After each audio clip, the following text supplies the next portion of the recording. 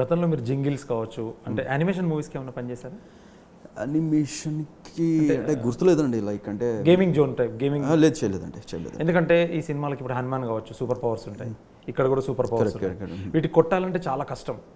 అంటే ఒక మెస్మరైజ్ లాంటి మ్యూజిక్ ఇవ్వాల్సి ఉంటుంది. దీనికి ఏ రంగా కష్టం? అంటే ఈ కైండ్ ఆఫ్ జోనర్స్ ఏంటంటే మోస్ట్లీ కిడ్స్కి నచ్చాలి, పెద్దవాళ్ళకి నచ్చాలి.